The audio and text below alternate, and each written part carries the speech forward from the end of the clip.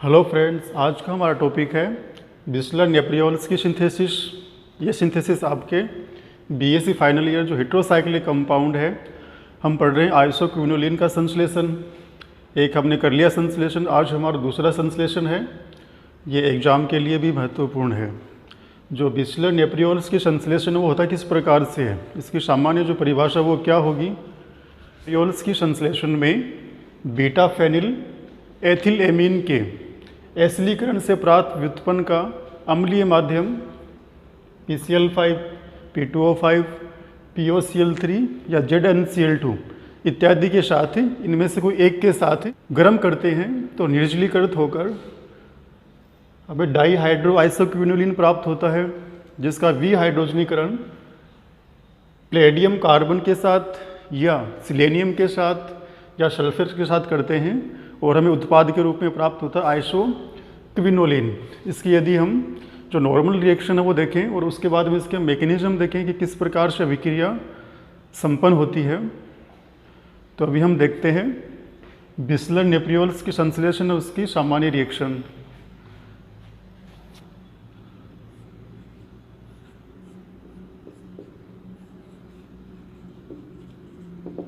ये हमारा रिएक्टेंट है बीटा फेनिल एथिल एमीन।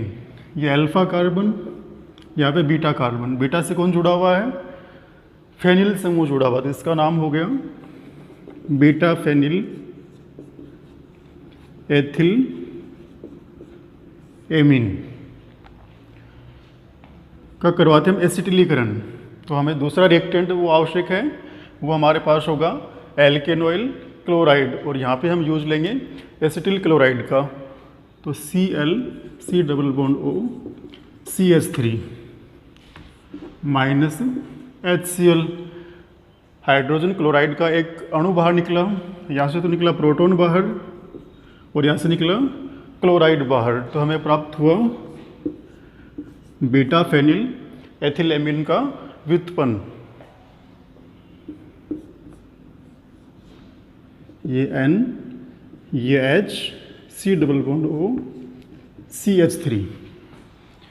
इसका यदि हम नाम देखें तो इसका नाम होगा N beta phenyl ethyl acetamide.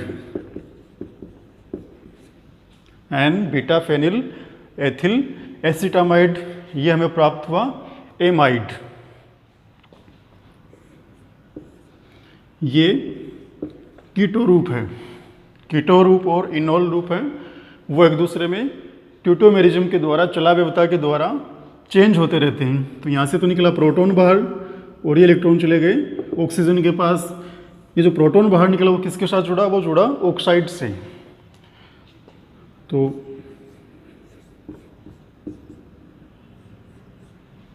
ये N, यहाँ पे द्विबंध COH CH3, ये होगा enol form, enol form. Minus H2O, जल का अणु एक बाहर निकले, यहाँ से निकला प्रोटॉन बाहर और यहाँ से निकला हाइड्रोक्सिल बाहर, और इसके साथ इसने बनाया सिग्मा बंध। तो हमें प्राप्त हुआ ये CH3, ये N, यहाँ पे ये द्विबंध। इसका IUPAC नाम हो गया, यानी इस कोने वाले कार्बन को हमने 1 नंबर दिया। 1, ये 2, 3, 4, 5, 6, 7 और 8। तो इसका IUPAC नाम हो गया। 3 और 4 पे क्या है, हाइड्रो है, 2 हाइड्रो होगी तो डाई हाइड्रो हो गया। तो इसका IUPAC नाम हो गया 1 methyl 3, 4 die hydro isoquinoline,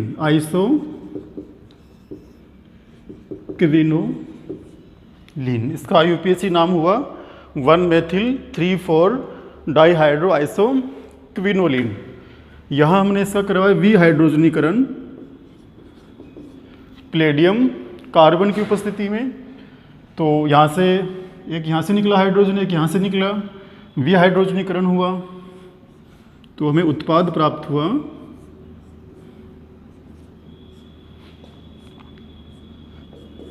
CH3। ये हमारा हो गया आइसोक्विनोलिन। इसका IUPAC नाम देखें हम 1-मेथिल आइसोक्विनोलिन, 1-मेथिल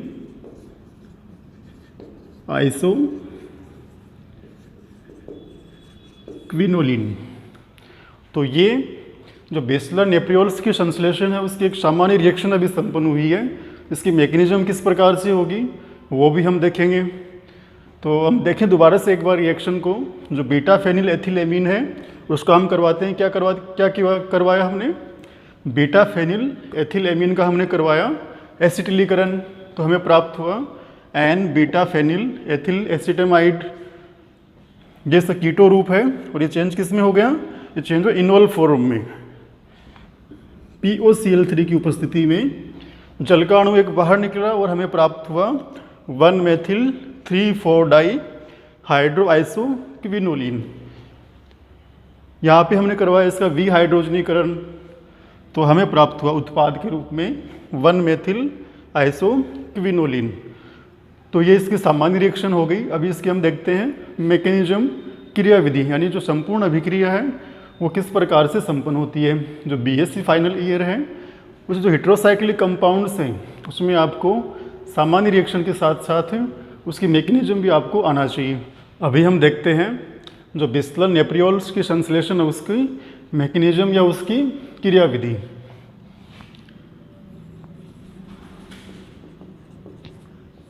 तो बेसलर नेप्रियोल्स की संश्लेषण है उसकी जो मैकेनिज्म है उसको हम 4 स्टेप में डिवाइड कर सकते हैं, 4 पदों में हम उसे विभाजित कर सकते हैं ताकि हमें याद करने में आसानी रहे। तो पहला स्टेप हो गया, बीटा फेनिल एथिलेमीन का एसिलीकरण या एसिटिलीकरण।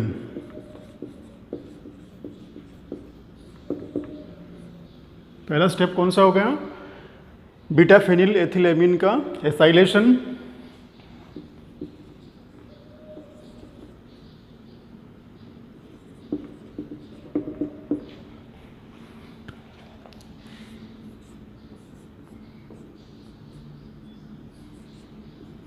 NH2, ये हमारा रिएक्टेंट हो गया बीटा फेनिल एथिल एमीन। इसका हम करवा रहे हैं एसिटिलीकरण। तो इसके लिए जो दूसरा रिएक्टेंट हुआ वो होगा एथेनॉइल क्लोराइड या एसिटिल क्लोराइड। यहाँ से निकला क्लोराइड HCl बाहर, हाइड्रोजन क्लोराइड का अणु, यहाँ से निकला प्रोटॉन और यहाँ से निकला क्लोराइड बाहर। तो हमें प्राप्त हुआ ये N C double bond O CH3 ये H। ये हो गया N beta phenyl ethyl acetamide या एथेनामाइड। ठीक है, ये हमारा उत्पाद हो, ये हमारा जो प्राप्त संरचना वो हो गई N बीटा फेनिल एसिटामाइड। दूसरा स्टेप देखें हम, तो ये तो पहला स्टेप हो गया बीटा फेनिल एथिलेमीन का एसिटिलीकरण। दूसरा हो गया जो ये N beta phenyl ethyl acetamide है में चला अवयवता या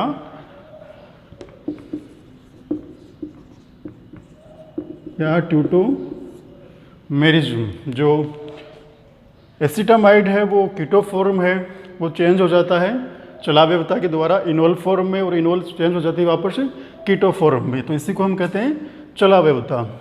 N beta phenyl ethyl acetamide में चलावेवता या फिर ट्यूटोमेरिज्म।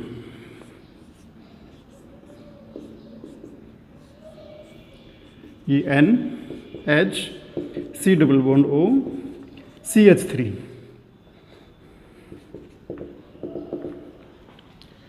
यहाँ से ये प्रोटॉन इलेक्ट्रॉन देके जा रहा है बाहर, तो नाइट्रोजन और कार्बन के बीच में बना पाई बंद, ये ऑक्सीजन और कार्बन के इलेक्ट्रॉन आ गए किसके पास, ऑक्सीजन के पास। तो ये प्रोटॉन जुड़ गया इस ऑक्साइड से।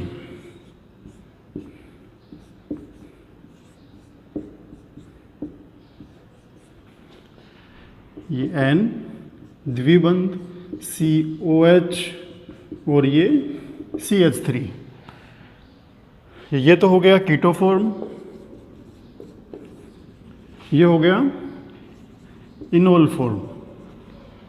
तो हम कीटो फॉर्म के साथ POCl3 किस प्रकार से क्रिया करता है और जो इनोल फॉर्म है उसका निर्जलीकरण किस प्रकार से होता है, दोनों हम देखेंगे। तो हमारा दूसरा स्टेप हो गया N beta phenyl ethyl acetamide में चला व्यवता। अब इसी में हम देखें जो कीटो फॉर्म है, यानी एसिड जो एमाइड है उसका जो कीटो फॉर्म है वो POCl3 के साथ, यानी इन दोनों जो फॉर्म है कीटो फॉर्म और इनोल फॉर्म, तो एमाइड का जो कीटो फॉर्म है वो POCl3 के साथ क्रिया करके आइसोक्विनोलिन का निर्माण करता है। तो दूसरे स्टेप में हम देखेंगे किस प्रकार से कीटो फॉर्म से आइसोक्विनोलिन का क्या होता है, निर्माण होता है। तीसरे स्टेप में हम देखेंगे जो एमाइड का जो इनोल फॉर्म है वो उसका किस प्रकार से POCl3 की उपस्थिति में निर्जलीकरण होता है और आइसोक्विनोलिन का निर्माण होता है। तो जो सेकंड स्टेप है उसमें हमारे पास एमाइड का कीटो फॉर्म लेंगे हम,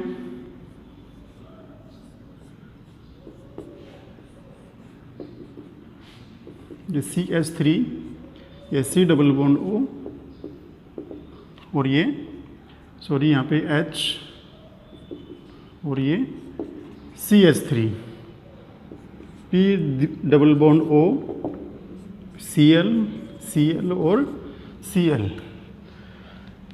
तो यहाँ से इलेक्ट्रॉन आगे जो नाइट्रोजन के पास जो लोन पेयर है वो नाइट्रोजन और कार्बन के बीच में आ गए। ये जो ऑक्सीजन और कार्बन के बीच में जो पाई बंद के इलेक्ट्रॉन है वो आगे ऑक्सीजन के पास, तो वो हो गया ऑक्साइड के रूप में। अब ये बंद बनाता है किसके साथ, फास्फोरस के साथ। यहाँ से निकलता है कि क्लोराइड का अणु, सॉरी क्लोराइड आयन बाहर। यहाँ से लोन पेयर आ गया कार्बन नाइट्रोजन के बीच में। दूसरे स्टेप में जो कार्बन और जो ऑक्सीजन के जो पाई इलेक्ट्रॉन थे वो आ गए ऑक्सीजन के पास, तो वो बन गया ऑक्साइड, यानी नाभिक स्नेही अभिकर्मक के रूप में कार्य कर रहा है हमारा ऑक्साइड। यह जुड़ता है इस फास्फोरस के साथ ही, तो यहाँ से निकल गया क्लोराइड आयन बाहर।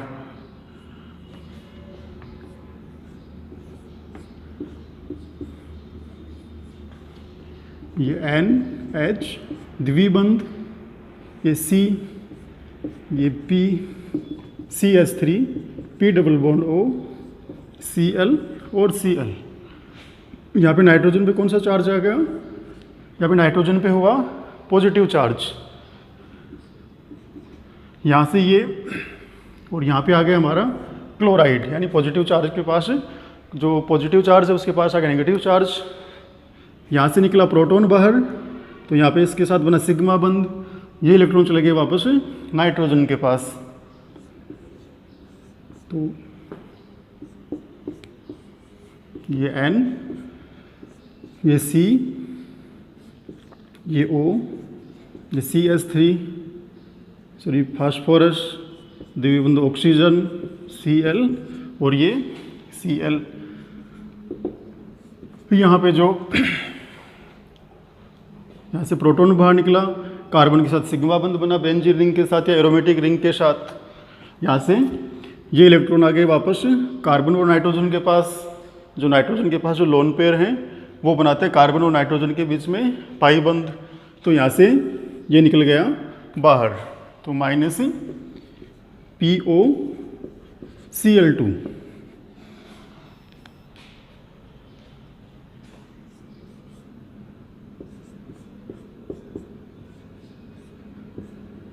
ये N, या फिर द्विबंध पॉजिटिव चार्ज, ये कार्बन और ये CH3।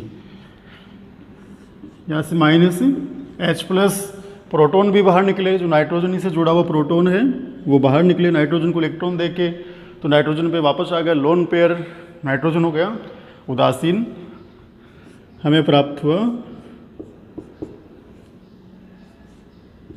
कार्बन, CH3, नाइट्रोजन, इसके पास लोन पेयर, और यहाँ पर ये हो गया द्विबंध। इस जो उत्पाद है इसका नाम हो गया 1-मेथिल 3,4-डाईहाइड्रो आइसोक्विनोलिन। इसका करवाया हमने यहाँ पे विहाइड्रोजनीकरण, किसकी उपस्थिति में? पैलेडियम कार्बन की उपस्थिति में करवा सकते हैं, सल्फर ले सकते हैं, सिलेनियम ले सकते हैं। तो हमें उत्पाद प्राप्त हुआ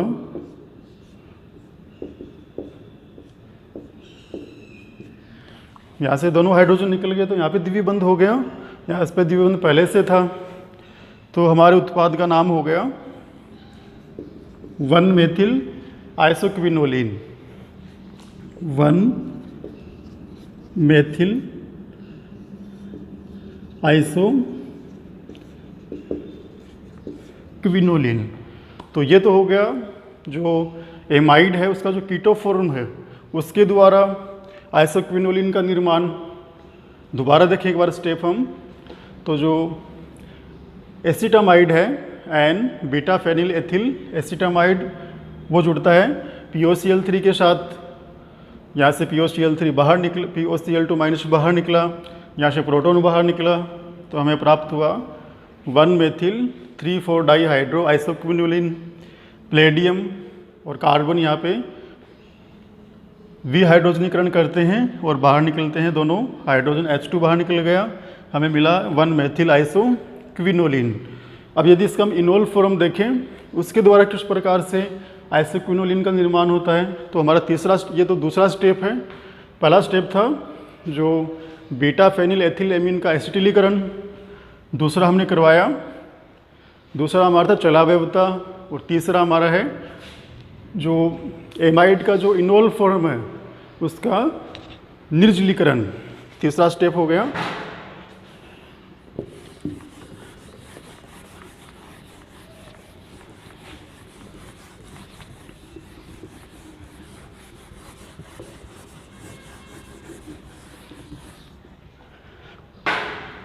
तीसरा हमारा स्टेप हुआ एमाइड यानी एसिटामाइड था हमारे पास, कौन सा फॉर्म? इनोल फॉर्म का निर्जलीकरण किसकी उपस्थिति में होगा? POCl3 की उपस्थिति में होगा। तो ये हमारे पास N, ये द्विबंध, ये C, ये OH और ये CH3, यहाँ पे H है।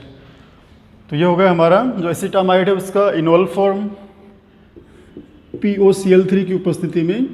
यदि जल का अणु बाहर निकले, क्योंकि हम निर्जलीकरण करवा रहे हैं, यहाँ से ये निकला प्रोटॉन यहाँ से, और ये हाइड्रोक्सिल आयन अपने इलेक्ट्रॉन लेके जाएगा, तो जो एरोमेटिक रिंग है और इसके बीच में कार्बन के बीच में बन गया सिग्मा बंध।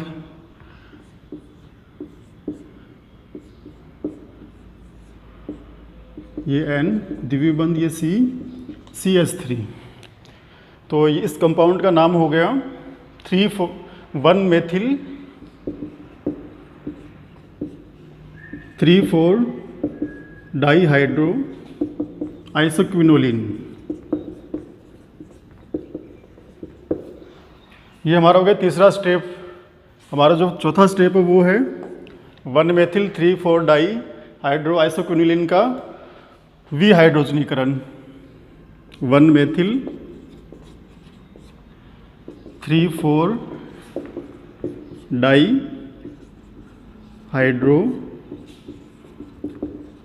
क्विनोलिन का विहाइड्रोजनीकरण जो हम करवाते हैं प्लेडियम कार्बन की उपस्थिति में या फिर सल्फर के साथ या फिर सेलेनियम के साथ। तो हमारा चौथा स्टेप हो गया। इसकी रिएक्शन देखें, इस प्रकार से है।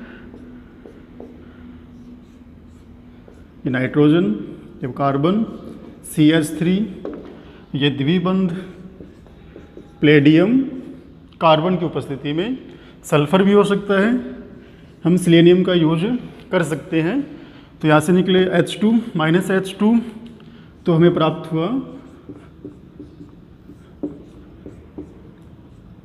CH3 अब ये द्वितीय बंध और यहाँ पर भी द्वितीय बंध 1 मेथिल आइसोक्विनोलिन, ये हमारा उत्पाद हो गया, प्रोडक्ट हो गया 1 मेथिल आइसोक्विनोलिन। तो इस प्रकार से जो बिस्लर न्यूप्रियोल्स की संश्लेषण उसके 4 स्टेप हो गए। पहला स्टेप था बीटा फेनिल एथिल एमीन का एसिटिलीकरण। दूसरा स्टेप था जो N beta phenyl ethyl acetamide था, उसमें चला अवयव था, उसका जो कीटोफॉर्म था उससे हमने निर्माण किया 1 मेथिल आइसोक्विनोलिन का। चौथा स्टेप है जो एमाइड का जो इनोल फॉर्म है उसका होता निर्जलीकरण, तो उससे हमें प्राप्त हुआ 1 मेथिल 3,4 डाइहाइड्रो आइसोक्विनोलिन। चौथा स्टेप हमारा है वी हाइड्रोजनीकरण, जो 1 मेथिल 3,4 डाइहाइड्रो आइसोक्विनोलिन है उसका करवाया हमने वी हाइड्रोजनीकरण। किसके साथ? प्लेडियम कार्बन के साथ। तो हमारा उत्पाद हो गया 1 मेथिल आइसोक्विनोलिन।